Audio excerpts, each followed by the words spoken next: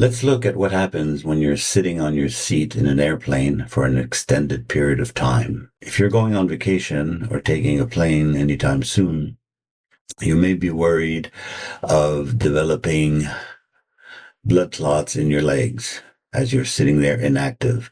These are called thrombosis. And this thrombosis can easily develop, especially in older adults. So I'll show you a few easy ways to prevent that while sitting in those narrow airplane seats. My name is Misha. I'm 75 years old, moving along in life as we all do. So we will look at two exercises that you can do in your seat to prevent those blood clots, and one exercise for your upper body to generate that blood flow. Also, at the end of the video, I'll give you one tip to help you keep your legs relaxed. Because of the density of the air in an airplane, plus the fact that we're sitting still for an extended period of time, blood clots may develop. Your legs may start to swell, especially around the calf area, and this may be quite painful. And by being still in a sitting position with our legs at a 90-degree angle, we can't really do contractions of our calves. By having our calves inactive for a long period of time, this really stops the blood from flowing to our heart. Of course, the best way to activate our leg muscles is to get up and walk around the aisles of the plane. But sometimes that feels quite uncomfortable, plus the aisles are quite narrow, and you don't want to trip over somebody's foot that's hanging out there on the aisle. But if you can do it, that's definitely a good way to activate your lower body. I travel quite a bit, and I try to do it as much as I can. And also around the toilet area, there's always usually a little space where I can try and do a few stretches. But otherwise, we are stuck in our seat. So let's look at two simple exercises for your legs and one upper body exercise to get that blood flowing to your heart. This exercise that you can do sitting on your airplane seat, legs are at 90-degree angle. You push up and down, up and down. It's as simple as that, just to get that blood flowing a little bit. To add a little bit of difficulty for that, you take your hands that are on your knees and you press down on your knees. So raise up, down, while you're pushing with your hands on your knees to offer a little bit of resistance. So a very simple exercise that you can do on an airplane seat if you can't get up and walk around.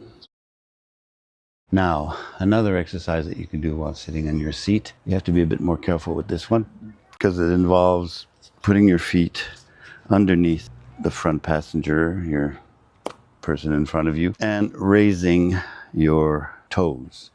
So you lock your toes under the seat. Sometimes it might be here or there, and you lift. Now again, you don't lift really strongly so that the person in front's going to turn around and give you that look. And you don't, kick up. Just slowly put your feet under the passenger seat next to you, in front of you, and raise your toes. And you'll feel it right here and lower. Raise your toes slowly, push up there. Normally the seats in an airplane, the person in front won't feel it unless you're kicking up, pushing up.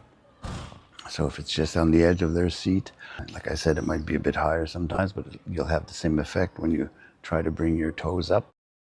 You'll really work those muscles here in the thighs. Not a huge workout, but enough to get the blood flowing. So this one, you're sitting in your seat again. You take your right arm. For me right now, I'll take my right arm, put it on my left shoulder, and my left hand, put it on my right elbow.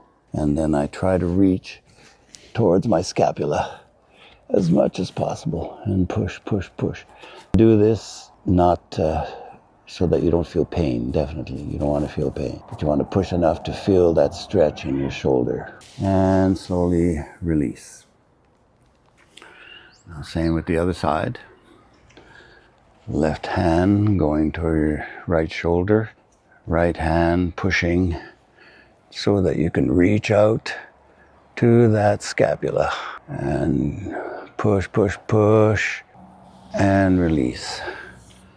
Now I would do this on each side. push and hold for 10-15 seconds on each side, and repeat for 3 sets. So here's that tip I was telling you about at the beginning of the video. Well, it's more of a tool than a tip, and that is compressed socks. Compression socks. Yeah, compression socks. These are great. I've been using them on long flights for the past 5 years now, and they're quite wonderful. Make sure you buy a good quality pair. The way to know that, one way to know that is at the tip here. I'm going to show you on the photo. You can't see it here, but there's a little R and a little left, L for left. And that way you know they were made in function. Now you have to be careful. Some of them are very expensive, probably very good. I paid about $25 for mine. If you want, leave a note in the comments, and I'll tell you which brand I use. It's from Denmark, I think, but they're available online. They were made for the Denmark sports team. So when I went on long flights, my calves were like this big and hard as rock. Not fun. Very painful, actually, for quite a few days. I had to put my feet up or lie down. But these have saved a day. Well, thank you very much for watching the video. Let me know if you have any ideas or comments. Please leave them down below. Give me that old thumbs up. Always appreciated. A good subscription would help. But the most important thing, like I always say, is enjoy your life to the fullest.